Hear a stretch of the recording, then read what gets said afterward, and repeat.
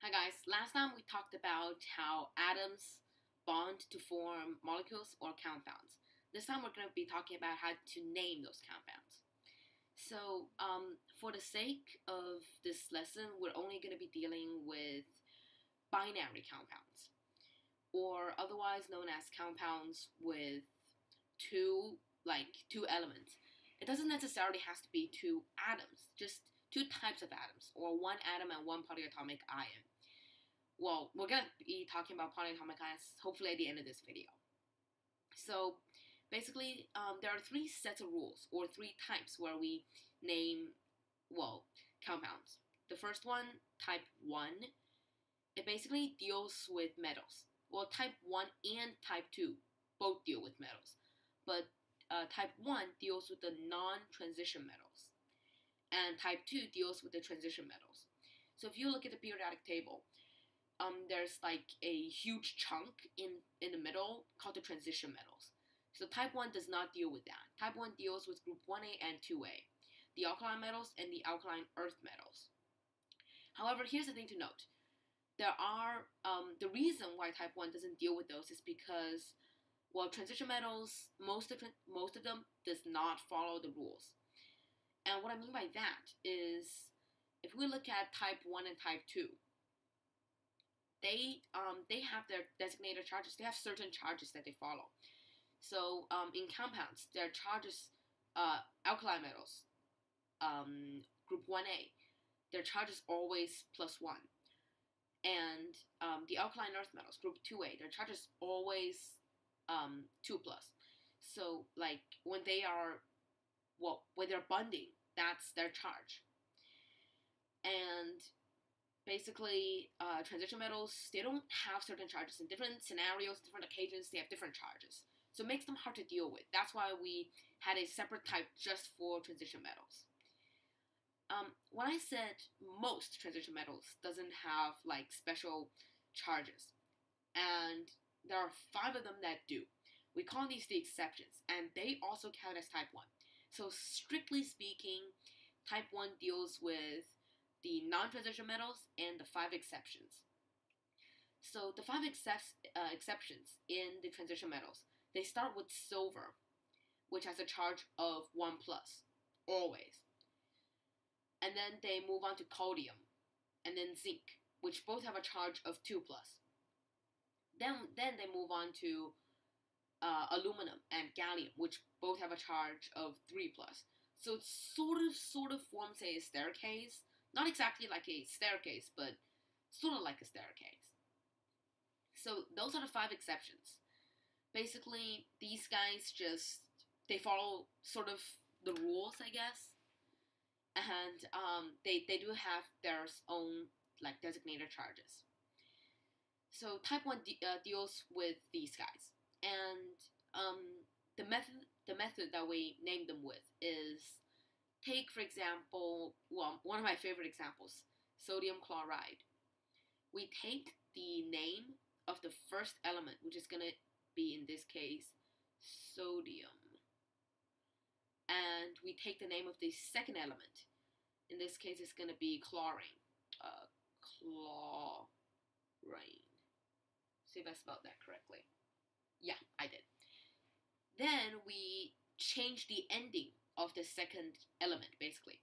So we change the ending of this. And just do it whatever way it seems natural to you. So in this case, chlorine is going to be, by the way, we'll change the ending to IDE. So basically, just do it the way it seems natural to you. In this case, chlorine is going to be chloride. So chloride. Basically, that's all we do, and then that's the name. So if we pick another example, for example, let's see, sodium oxide. We have a little number here.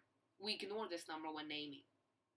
But then you might ask, how would we possibly know, like, what the number is here if we don't actually show that in a name? The way we know that basically is we look at their charges. So if we look at sodium has a charge of 1 plus. We always write the plus sign after the 1. So it's like a convention. And we look at the charge of oxygen. Oxygen has charge 2 negative. Now, basically, what we do is we call this cross-dropping the charge. And if we think about it, it makes sense. Of course, we could also do this with logic, saying if one oxygen has a charge of -2, then, well, how many sodiums would we need to cancel out that charge and make the total charge 0? The answer is 2.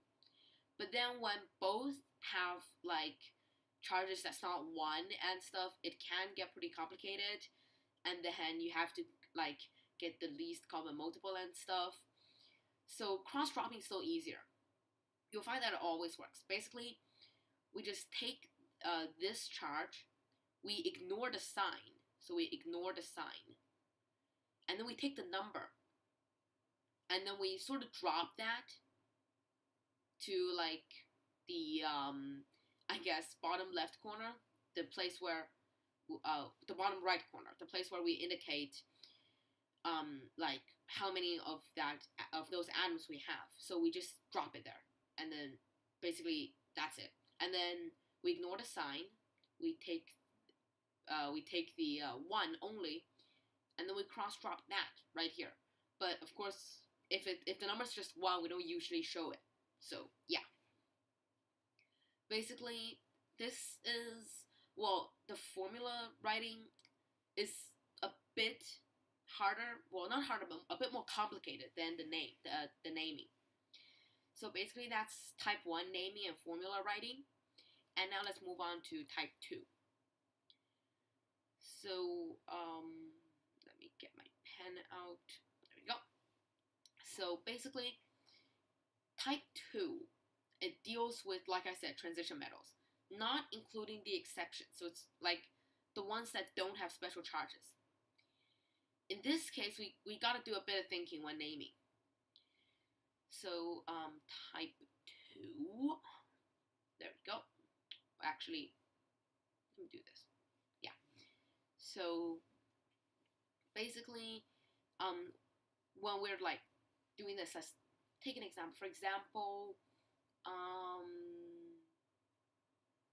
I haven't, like, tested this, so, like, I don't know if this is actually gonna exist, like, in nature. Actually, I think it does. Yeah. I think it does exist in nature. I'm not sure, but I think it does. And I think if it does, it's one of the most common, like, things found on Earth. Iron sulfite. FeS.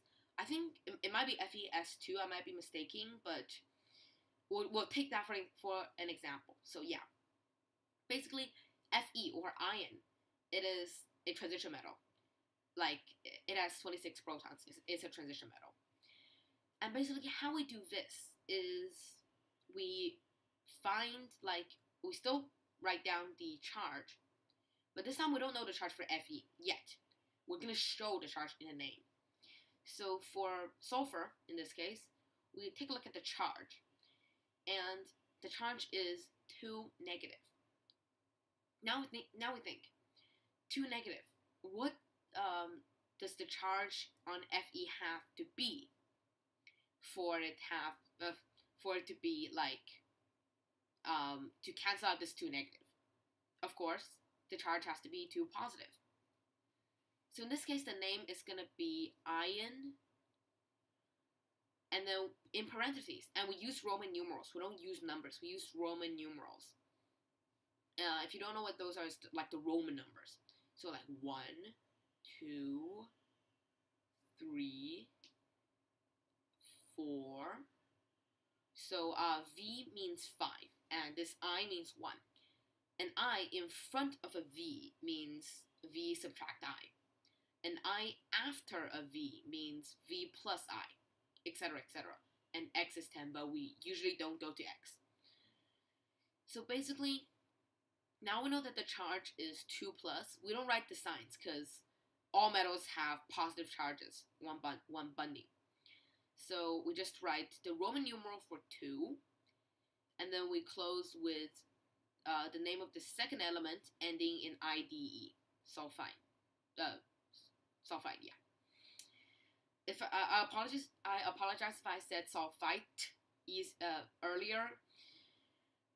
I guess I was kind of messed up. Sulfite was actually a polyatomic ion. Again, I've been mentioning it too many times without talking about it, so I'm gonna stop now. Anyways, just for good measure, I'm gonna do FeS2 as well. So in this case, sulfur is still it still has a charge of 2 negative. We know that because sulfur is in like 6A group. Anyways, now sulfur has a charge of 2 negative, and 2 sulfurs would have a total charge of 4 negative, right? Because 2 times 2 negative is equal to 4 negative.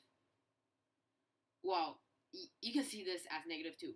I don't know why I did that in an equation, but like I said, people just tend to write it that way. And anyways, now this ion would have to have a charge of 4 positive in order to cancel out the 4 negative, right? So in this case, this element's name would be iron 4 sulfide. So okay, fine. I'll write the whole thing again. I'm getting a lot of lag in this,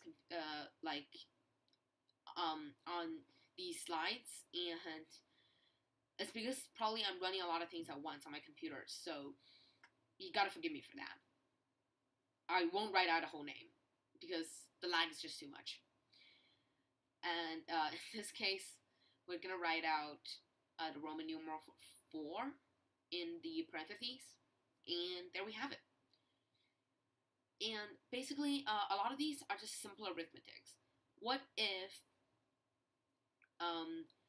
again, I don't know if this will really exist, but I'm just messing with the numbers a bit. This is 3, and this is 2. Then, negative 2 times 3 would be negative 6, total charge of negative 6. But this negative 6 will be spread out among 2 ion atoms, right? So each of the ion atoms would get a negative 6. Come on. Negative 6 divided by 2. Come on. Divided by 2 equals negative 3. The lag is so annoying. So basically, that's pretty much it on type 2. And now let's... I completely forgot the formula writing. Basically, since we already know the charge of, in this case, iron, or the charge of the transition metal, again, we just cross-drop the charge. And since we know the charge of the non-metal, in this case, sulfide is sulfur, we basically like I said, just cross-drop the charges, and then we basically get it. Oh, and here's the thing that works. Well, here's the thing that you need to do for both type 1 and type 2. In this case, when we cross-drop the charges, we would get Fe2, S2. Because this is an ionic bond, and it has metals in it. So basically, this thing can be seen as 2 FeS, cis. So we would have to simplify. In this case, cancel out the 2. What if this, for example, is a 2 and that one is a 4? Then we cancel this out to be 1 and that to be 2. So, yeah, this is another thing that you gotta look out for. This does not apply for covalent bonds or type 3, which is nonmetals. So bonds between nonmetals. This does not apply to that one. So if it's a bond between nonmetals, take for example, let's see, chlorine 7 valence, yeah, hydrochloric acid. I think that, yeah, hydrochloric acid. This thing. Actually, that's not a good example. Let's see.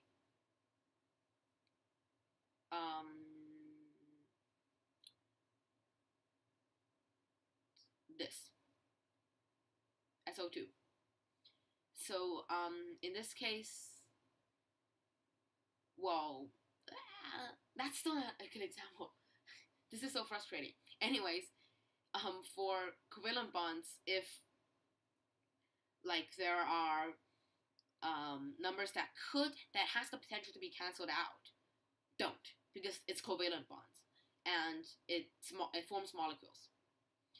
Okay, so finally we can move on to type 3, naming covalent bonds. And there we go.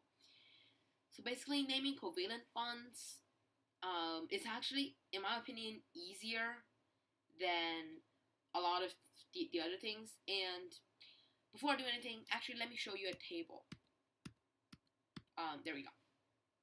So you can forget about the text. There you go. Oh, I forgot. It's on white. My pen color is on white. Boop. So basically, we use prefixes in front of the word. Let's, for example, just take the example here. SO2.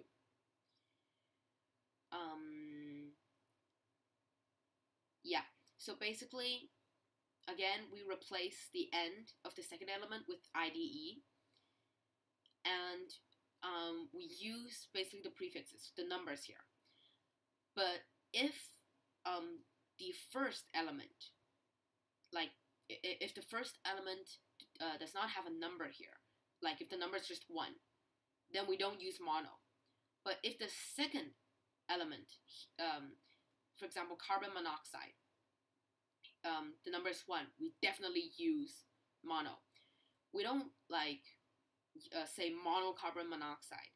We just say carbon monoxide because, well, like I said, for the first element, even if the number is 1, we don't use mono. But if the number is 2, of course we use di. That's carbon dioxide. Oops, sorry. That's dicarbon oxide. I'm pretty sure that would not form. Just, well, I don't know, an example, I guess. So carbon dioxide, CO2. Basically, we replaced the 2 in the name with di. So carbon dioxide. And basically, we just, whatever the number here, we find the corresponding prefixes and just put it in front of the name. Here we say monoxide instead of monooxide because, well, I guess it fits better. So anyways, like I said, it's like, again, easier than the like other two, type 1, type 2, in my opinion. Of course, people's opinions may vary. It would still be useful for you to like memorize this table, but then again, I don't think it's necessary since you could check it up. So if you use it like very often, you would pretty much just like memorize it. Anyways, that's pretty much everything on naming, and like I promised, we are going to talk a little bit about polyatomic ions. So polyatomic ions are basically set groups of things. Basically they are groups of atoms like bonded together, and they always appear as one unit. So basically, polyatomic ions, when they appear, we treat them as if they are one element instead of many like things, many different atoms or elements. There are a lot of polyatomic ions, but then there's only like a handful, 40-something of the most common ones.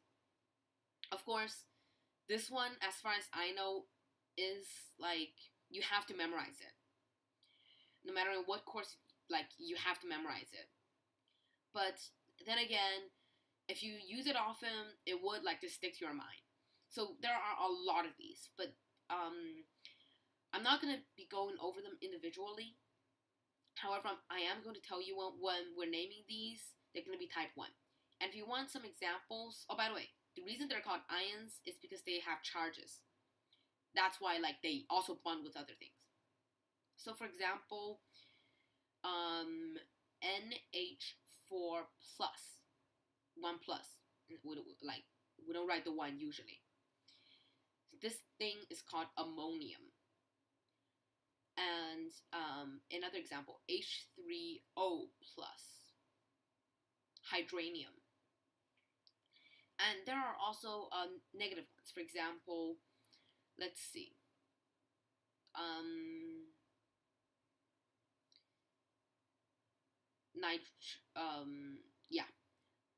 Nitrite. There we go. Nitrite. So this is negative. Oh, wait. I'm sorry. NO2, negative nitrite. And then there's also like nitrate, NO3 negative. And there's also hypochlorite, which is like also negative. And there are also 2 negatives, 3 negatives. There are a whole lot of polyatomic ions. And when they're bonding, when we write like their number, like how many of these sets do we want, we don't write them like, for example, in the case of hypochlorite, we don't write them here. We write them, so we put these in parentheses, and then we write the number outside the parentheses. So, like I promised, I talked a bit about polyatomic ions, and then again, you have to memorize these. They are like very important. And the actual number of these that you have to memorize may vary from different systems, like from different systems to different systems, and some teachers don't force you to memorize that much of these. For example, for me, for 6th grade, I only have to memorize like 10. But I memorized all of them because my friends and I were having a competition, and yeah, it's like school stuff. Anyways, these are very important, and it will definitely help if you memorize these. So basically, that's it for today, and I hope you've learned a lot.